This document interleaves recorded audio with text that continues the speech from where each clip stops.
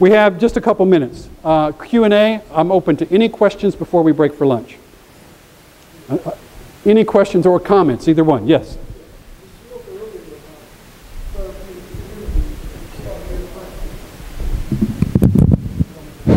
Yeah, would you, David?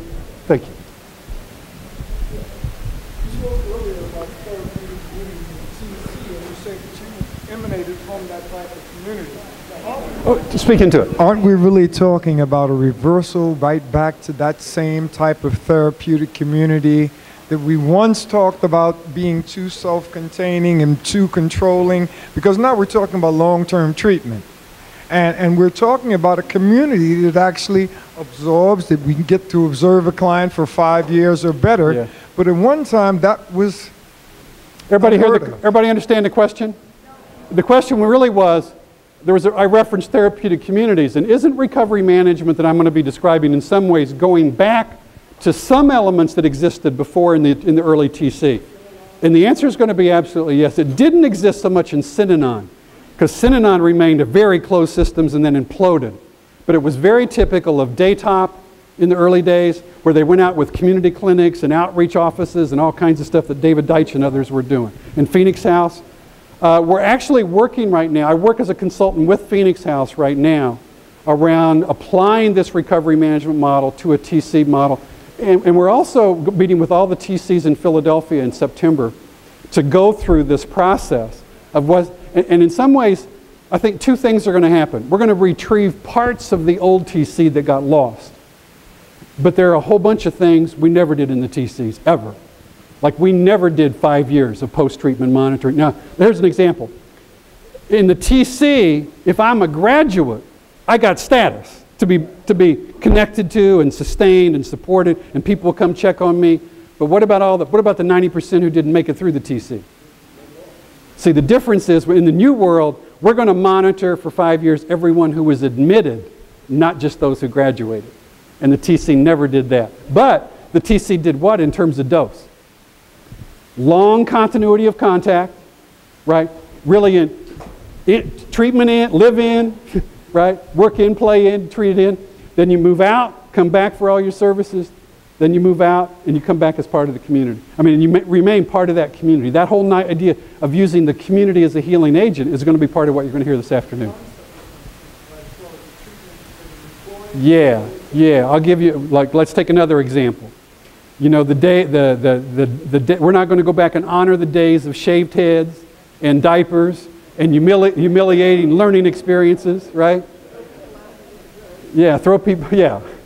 So, I mean, there's a whole lot back there that wasn't therapeutic. and we're going to bury that and bless that it's gone. Others, comments or questions from anybody before we break for lunch? Right here. David?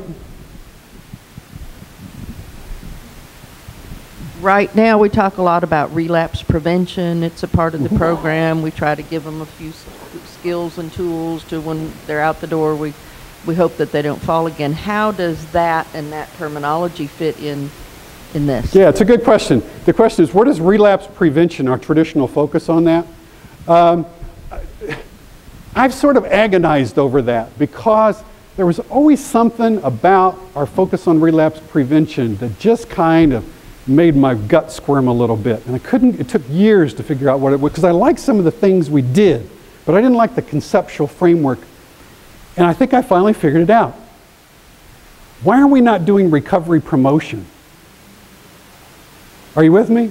The relapse prevention is a fixation on 1/3 of the recovery definition.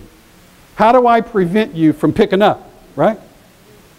But I haven't necessarily focused on what? How do I rebuild your life so there simply isn't any room for that in there? And rather than focusing on that, I focus on the positive. It's sort of an asset-based rather than a pathology-based fixation. There are a lot of people in the recovery advocacy movement, feel free to jump in, anyone who's here representing that, who think it's time we shedded the relapse language also. That the relapse language is a kind of stigma-laden language. That it may be, yeah, it's sort of this self-fulfilling kind of thing we do with that. Others, any other comments or questions before we break? Right over here, please. And then we have one here.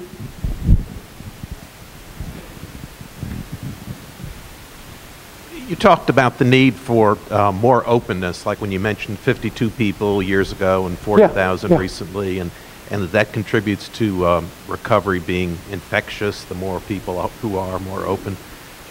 Could you say something about maybe a conflict between that and the benefits of anonymity and appropriate need for it? Yeah. There are two, let me do it at two levels. One is we're talking about advocacy with anonymity is the kind of slogan that we use. And the idea is we have deep respect for those people who are in 12-step recovery. But the anonymity tradition is not anonymity about personal recovery. It's anonymity at the level of press. Now what that means is we can have people, and we do in 12-step fellowships of all variety on the streets, marching as a person in recovery as long as what? They do not identify themselves as they're not marching as an AA or NA member. Now, however, having said that, so let me be clear. Stigma is real in this country, and people who choose to step forward can pay a price for that kind of visibility. So we're not out here sort of precipitously, impulsively challenging people in the earliest days of recovery to go out and be part of this movement. We're not even doing that with people in late recovery. We caution people. You need to have life circumstances that allow you to be able to take this, and you need to process this decision through your family, who may also be affected in some ways by this decision. So this is not a, I mean, this is one that needs, but, and the issue is that we don't want in fact, there are people in recovery, I don't want their face on recovery in the United States. Can I just be blunt? So, I mean, we don't need everybody, but what we do need is a vanguard of people that challenges all the myths and stereotypes related to addiction and recovery in the United States. And their stories are sort of the living proof and the testimony to challenge all those mythologies. Any other? Oh, I think we had a question over here.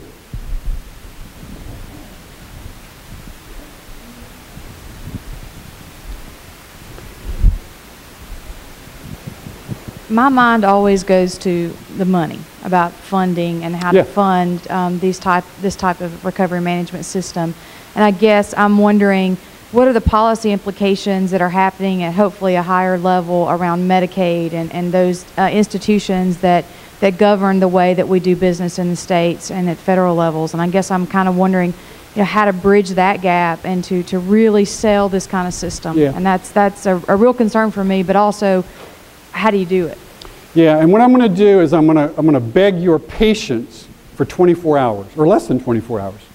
Because when we divided how we were going to present these 2 days, we're going to talk about why and what needs to change today, and we're going to talk about how tomorrow, including financing models. So, oh, that's horrible. That's horrible. Dr. Achar and I have already talked about how the design for tomorrow. We're not only going to address that issue in general, we're going to talk about how do you do that, particularly in the states that are virtually facing these unprecedented budget crises. I'll give you my summary of it right now, and my summary is that the kind of community-based recovery management models that I'm talking about, that really involve lots of building of indigenous recovery supports, become even more important in this kind of economic environment than during the times where we're flush with money. I will also argue that because of some of the restructuring that is occurring because of those financial crises, this is an incredible opportunities in some way to look to the restructuring of some of those services. So, and we will really elaborate on that tomorrow, particularly describing how we have approached that in states like Connecticut and cities like Philadelphia. So I'm hoping you have somebody here to take notes for you. I'm here. That's a great segue as we go to lunch. Can we thank Bill for a great introduction?